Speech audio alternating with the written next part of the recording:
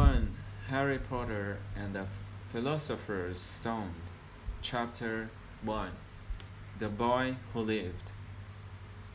Mr. and Miss Dursley of Number 4 Private Drive were proud to say that they were perfectly normal. Thank you very much. They were the last people you'd expect to be involved in anything strange or mysterious, because they just didn't hold with such nonsense. Mr. Dursley was a director of a firm called Grunnings, which made drills. He was a big, beefy man with hardly any neck, although he did have a very large mortgage.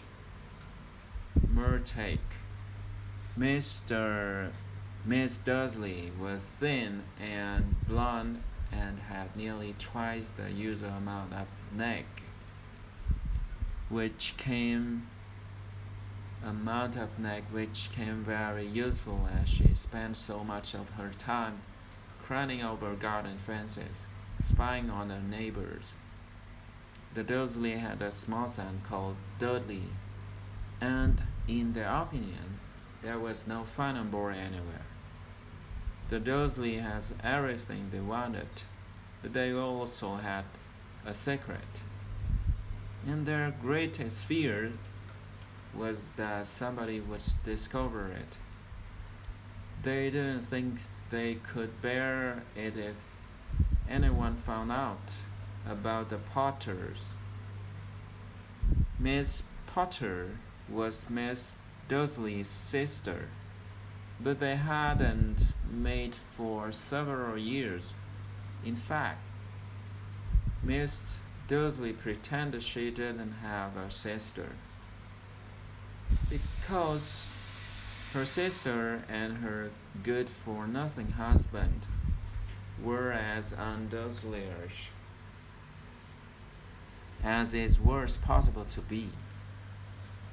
The Dursleys shuddered to think what the neighbors would say if the Potter arrived in the street. The Dursley knew that the Potter had a small son, too, but they had never even seen him. This boy was another good reason for keeping the Potters away. They didn't want Dudley mixing with a child like that. When Mr. and Miss Dursley woke up on a dull gray Tuesday on Story starts, there was nothing about the cloudy sky outside to suggest that strange and mysterious things would soon be happening all over the country. Mr. Dursley hummed as he picked out his most boring tie for work, and Mr. Dursley gossiped away happily as she wrestled a screaming Dudley into his high chair. None of them noticed a large, tawny owl fluttered past the window. At 8:30, Mr. Dursley picked up his briefcase, picked Miss Dursley on the cheek, and tried to kiss Dudley goodbye, but missed, because Dudley was now having a tantrum and throwing his cereal at the walls. Little Tyke choked Mr. Dursley as he left the house. He got into his car and backed out of Number 4 Drive. It was on a corner of the street that he noticed the first signs of something peculiar, a cat reading a map. For a second, Mr. Dursley didn't realize that what he had seen. Then he jerked his head around to look again, There was a tabby cat standing on the corner of Private Drive, but there wasn't a map in sight. What could he have been thinking of? It must, it must have been a trick of the light. Mr. Dursley blinked and stared at stared at the cat. It stared back as Mr. Dursley drove around the corner and up the road. He watches the cat in his mirror. It was now reading the sign that said Private Drive. No, looking at the sign, looking at the sign. Cats couldn't read maps or signs. Mr. Dursley gave himself a little shake and put the cat out of his mind. As he drove toward town, he thought of nothing except a large order of drills he has hoping to get that day.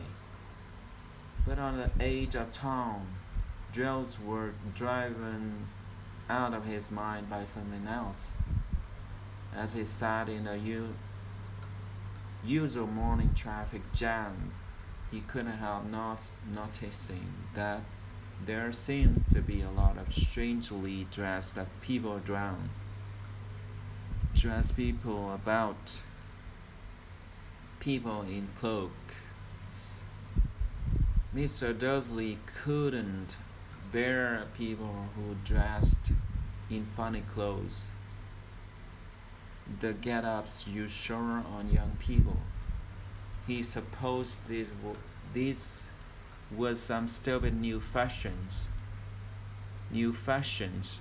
He drummed his fingers on the steering wheel, and his eyes fell on the huddle of these weirdos standing quite close by. They were whispering excitedly together.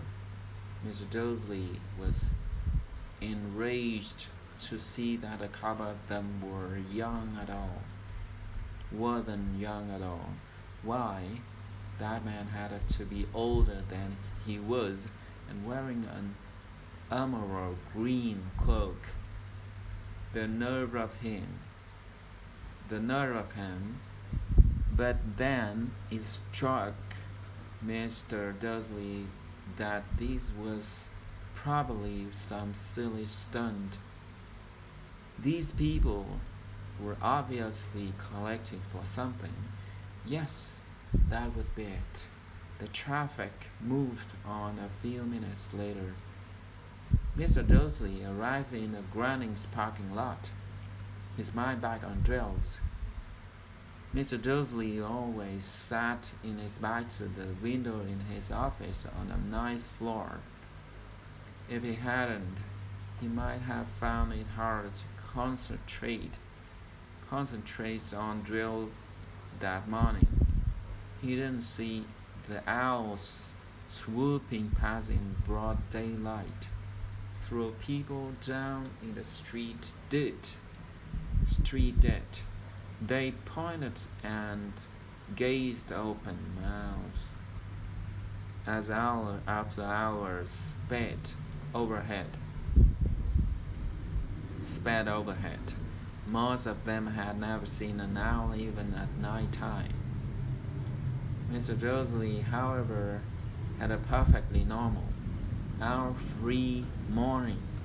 He yelled at 5 different people. He made several important telephone calls and shouted a bit more.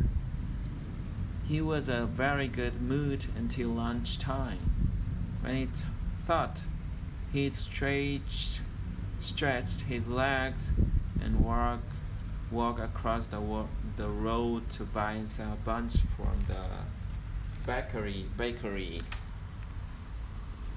He'd forgotten all about the people in clothes until he passed a group of them next to the bakers. He eyed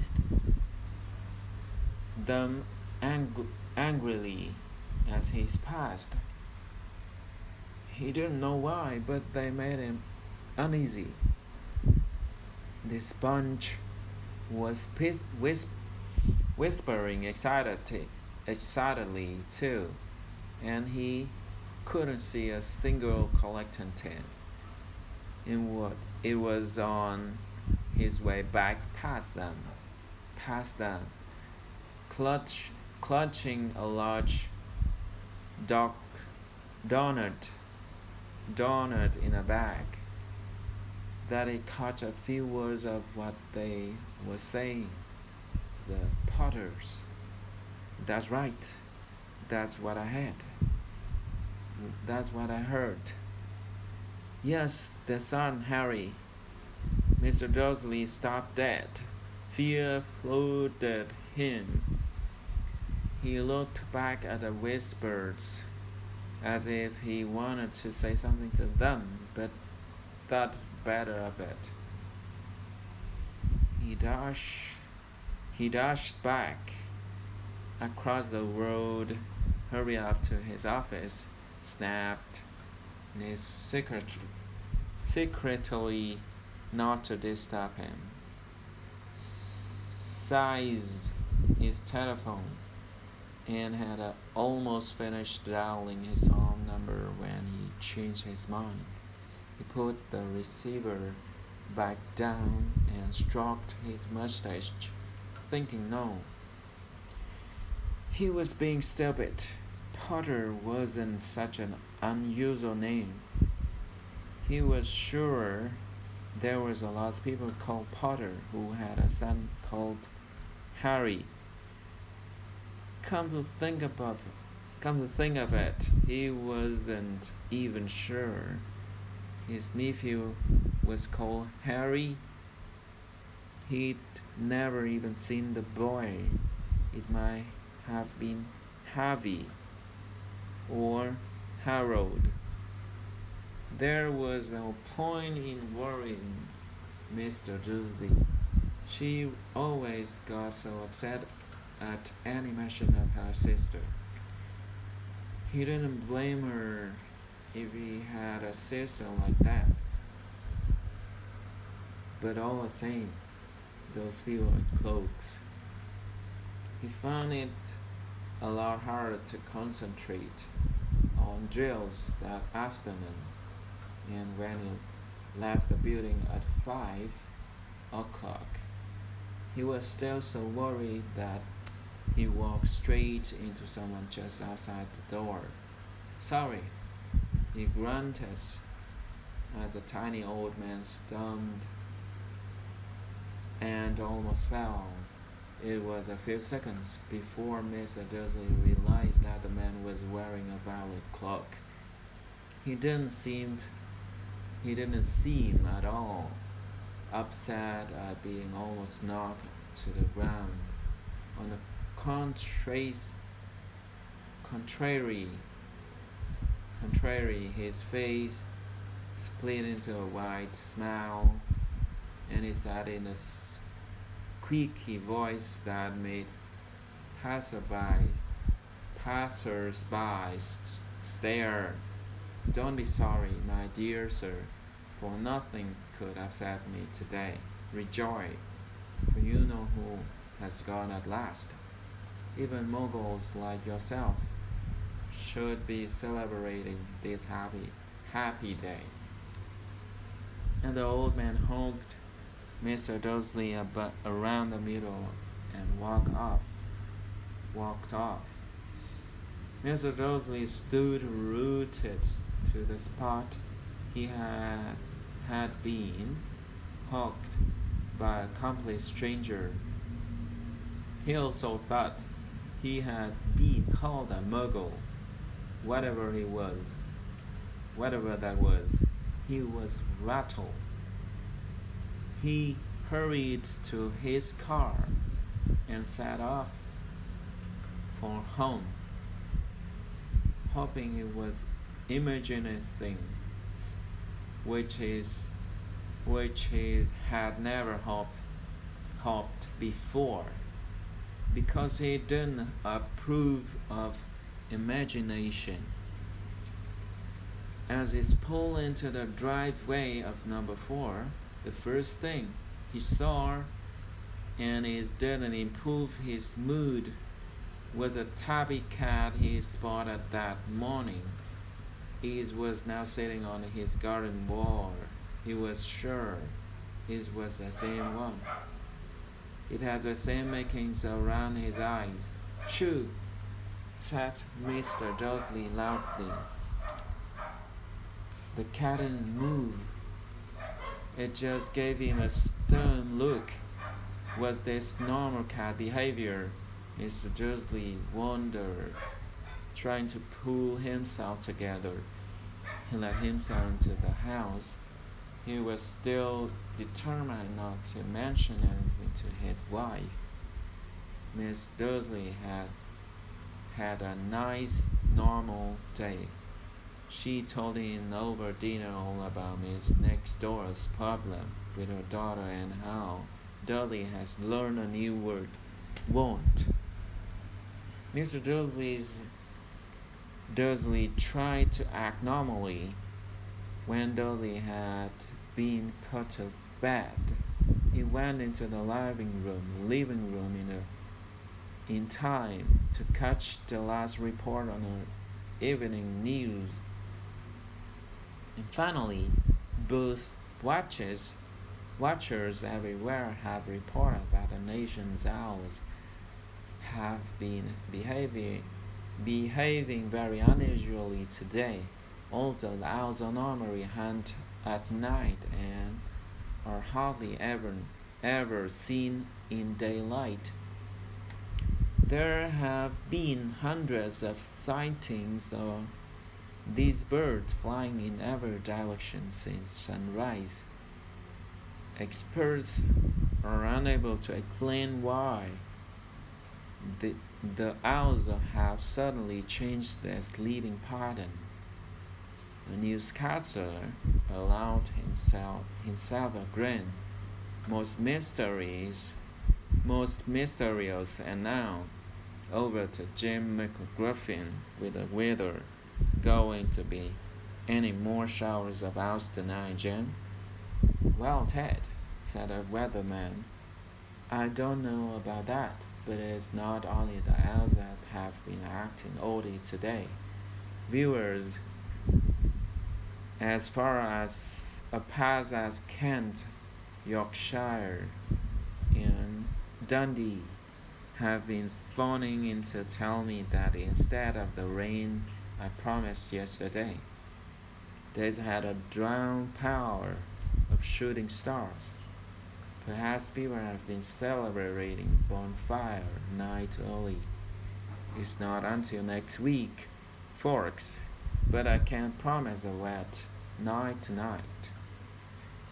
Mr. Dursley sat frozen in his armchair, shooting stars over Britain, hours flying by daylight, mysterious people in clothes all over the place, and a whisper about the potters. Mr. Dursley came into the living room carrying 2 cups of tea. It was no good. He'd have to say something to her.